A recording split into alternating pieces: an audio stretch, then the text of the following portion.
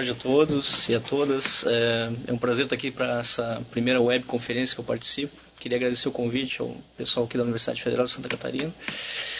E hoje eu queria debater com vocês, né, com o pessoal aí que está nos vendo aí no estado, a questão do papel do enfermeiro na demanda espontânea, junto à equipe de saúde da família. Essa conferência a gente tenta colocar em 40 minutos para ver se a população a gente consegue levar um pouquinho para vocês o que é esse papel desse profissional nesse processo de trabalho. Eu pensei em trazer aqui para vocês, né, o que é o meu dia a dia, né, tentar a gente debater o que é na prática, o que a gente desenvolve no nosso método de trabalho. E não é uma receita de bolo, não tem nenhuma questão pronta, mas é algo que eu espero, né, como contribuir no processo de trabalho de vocês aí que estão nos ouvindo, nos assistindo. Então, o papel do enfermeiro no acolhimento é vasto, amplo, né? Mas a gente vai começar primeiro falando um pouquinho do que é esse acolhimento, né? Que tanto a gente fala, o que é afinal isso, né? Que se debate, se questiona, se discute, e que não se tem, às vezes, uma fórmula pronta e colocada. Eu peguei uma citação aqui do Ministério da Saúde, até que coloca bem a questão do que é o acolhimento que eles colocam lá.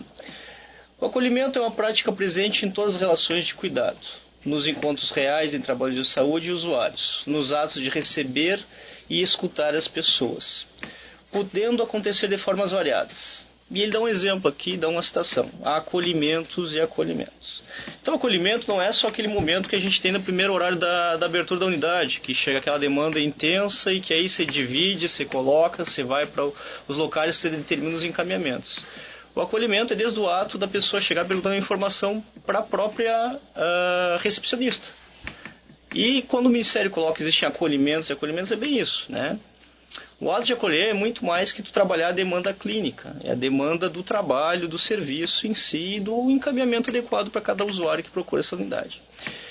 O acolhimento de uma unidade não é só a demanda clínica, como eu falei, permeia todo esse processo. Se falhar num determinado ponto daquele trabalho, do processo, se a recepcionista ou o próprio guarda der uma informação errada, equivocada, o trabalho em si de toda a equipe, inclusive do médico, do enfermeiro, já vai estar comprometido.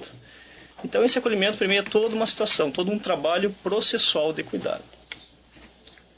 Bom, aqui é uma pergunta importante: por que acolher a demanda espontânea? Né? O que é pra gente, por que eu devo acolher? Mas o Saúde da Família não se propõe a trabalhar promoção e prevenção e atendimento programado? Bom, Merri citou uma vez que o Saúde da Família, se não tivesse o atendimento à demanda espontânea, estaria fadado ao esquecimento, até a não proliferação ou extensão do programa. E eu concordo com ele, né? Hoje a demanda programada é importante, com certeza, mas a demanda espontânea tem que se haver.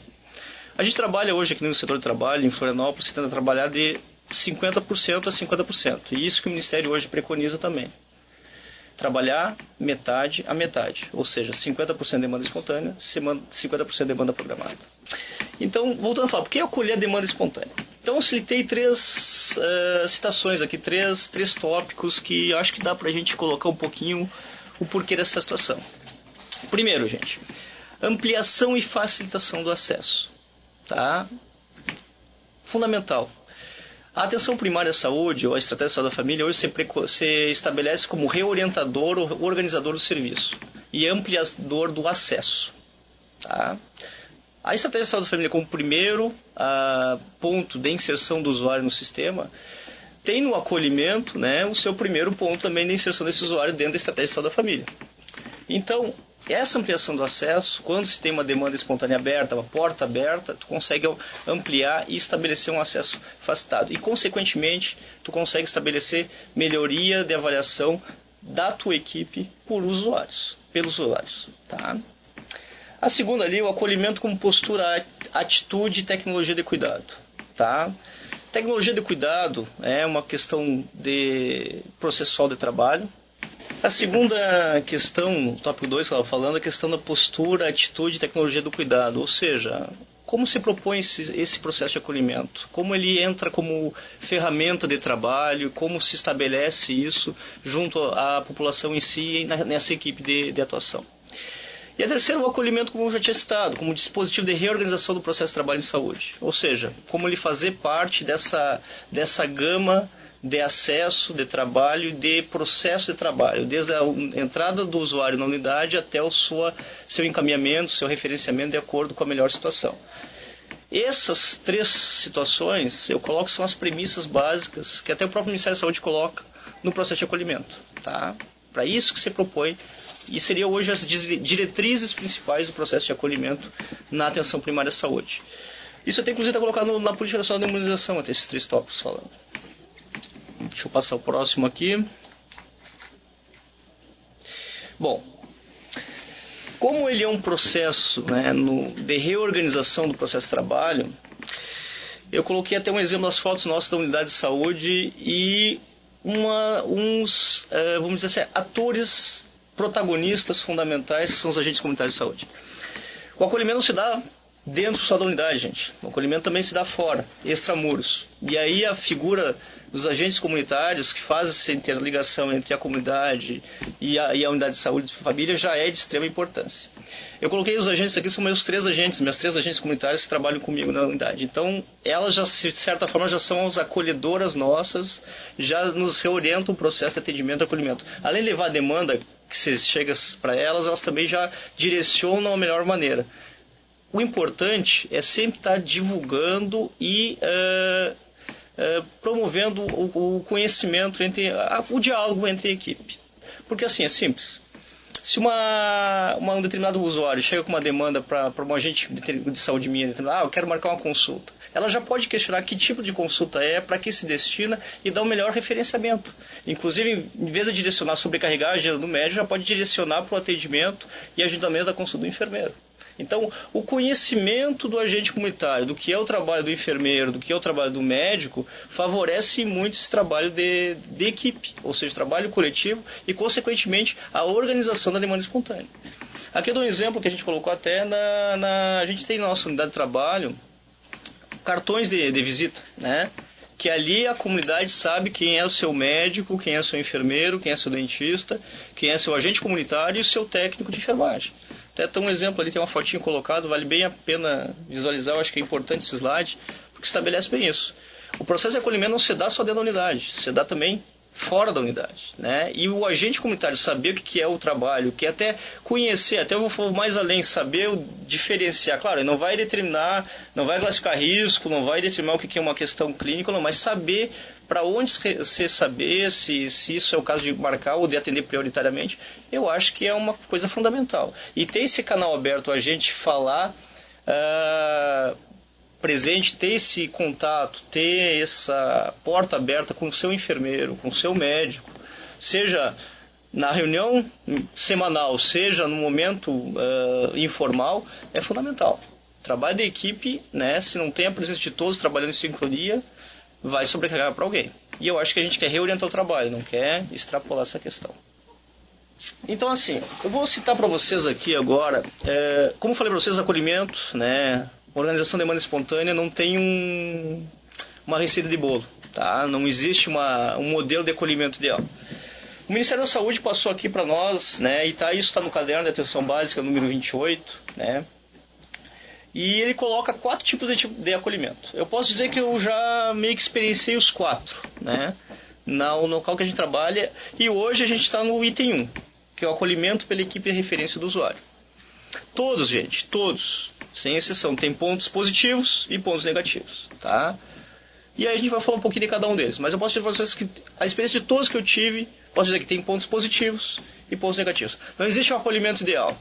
O acolhimento é o que se processa e o que a equipe consegue melhorar. É um processo, né? E a gente vai, provavelmente o que a gente está hoje, vai evoluir para um passo seguinte. Hoje o processo melhor, que eu diria, é o que a gente está hoje, que é o acolhimento pela equipe de referência do usuário. Tá? Por que esse acolhimento é o ideal, do meu ponto de vista, a princípio melhor no momento? Porque a gente consegue estabelecer vínculo, saber quem esse usuário é, saber como é que é a situação daquela família, né? Esse usuário vai voltar para ti. tu vai saber o que tu fez, o teu processo de vínculo, de trabalho, de acompanhamento é vantajoso. O processo negativo, acolhimento pela equipe de referência, é que às vezes tem um limitador, né, de horário, tempo, até porque a equipe se programa para as outras atividades. Por exemplo, às vezes a gente tem que momentos de fazer visita domiciliar e grupos, né? E aí, de certa forma, aquele usuário que chega após determinado horário vai ficar um pouquinho, né, não vai poder ser acolhido naquele momento, não vai poder ser vai ser avaliado e depende de ser referenciado para um outro turno naquele momento. É os acordos que tem que se falar, tá? E até quando tem um vínculo estabelecido legal com a tua comunidade, com a tua área, os agentes de saúde já conhecem a rotina da equipe, eles conseguem até direcionar, tal dias, tais horários, né? O enfermeiro Vinícius, né? A doutora Marcela, que é a médica que trabalha comigo, não vão estar naquele momento.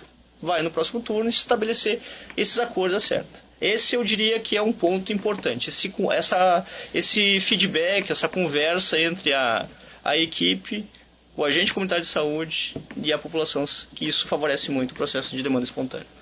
Bom, outro ponto seria o acolhimento, equipe de acolhimento dia, né? A gente já fez essa experiência também. Funciona também, e aí meio que a equipe, né, tipo, naqueles momentos que se tem horários para determinadas coisas que não atendimento clínico, a equipe fica mais sossegada, né? Porque tem uma equipe de retaguarda. A gente chamava isso de acolhimento por escala na nossa unidade, tá? Cada turno da semana uma equipe ficava como a escalada para atender a demanda aí de todas as áreas, não só a dela. Isso tem um lado positivo, porque, né, desafoga o atendimento das outras áreas, que aí pode se dedicar à demanda programada, só que tem um lado negativo, né? Aquele paciente, né, tu faz o primeiro atendimento e aí, se tiver que retornar, fazer o acompanhamento, vai voltar para a sua área, né? E não vai se ter, como dizer, o acompanhamento todo processual desse momento, tá? Eu acho que assim, nesse modelo 2, eu acho que até gera um pouco mais de medicalização, inclusive, do que o modelo 1, tá? Porque a gente, em vez de dizer, vamos esperar 24 horas para reavaliar esse caso, já vai intervir nesse momento porque não conhece o usuário. Então, eu acho que ele pode ser usado? Pode. Não tem o modelo certo, mas eu acho que é o modelo mais medicalizante. O acolhimento misto, né, que seria o meio termo entre o acolhimento de escala da equipe do dia e o acolhimento com a equipe de referência, também a gente já testou. Se acolhia até determinado horário pela equipe de referência e depois a seguir uma outra equipe ficava na retaguarda após aquele horário. Tem seus prós e seus contras também. E o acolhimento coletivo é a conversa com toda a equipe. A gente chamava no início isso de grupo de marcação até, porque definia o que tinha de atendimento de urgência e o que é de demanda programada. Tem o seu pró e contra também, mas é um processo que pode ser adequado. O modelo certo, gente, não tem, novamente. O que é adequar mais à realidade de cada um de vocês. Seguindo em frente aqui. Bom, vamos falar um pouquinho de avaliação de risco e vulnerabilidade, né? Bom, o risco nosso, a gente, até pelo treinamento, formação, né? Tanto médicos, enfermeiros, dentistas, técnicos. Nossa formação foi muito biológica, né? Então, mas eu recaro que a estratificação de risco a gente tem que permear além da questão biológica, a questão social, psicológica e comportamental. Qual a diferença entre um quadro de um gripal viral e um adolescente lá que se iniciou até a relação sexual e não usa preservativo? Eu acho que são dinâmicas, são urgências bem similares e passíveis de intervenção no momento. Por que a gripe é menos ou mais importante que a vulnerabilidade comportamental daquele adolescente que está arriscado a desenvolver uma DST, um HIV ou qualquer outra particularidade em relação à sua sexualidade? Então, o risco, né, além do biológico, que envolve, claro, fator de risco de vida, risco de morte, o comportamental, o psicológico, o social tem que estar presente no nosso dia a dia e na nossa avaliação criteriosa de trabalho. Então, são coisas que a gente não só para a gente se focar um pouquinho nesse trabalho, a gente tem que também permear essas outras 4 situações aí que a gente tem que no dia a dia ver.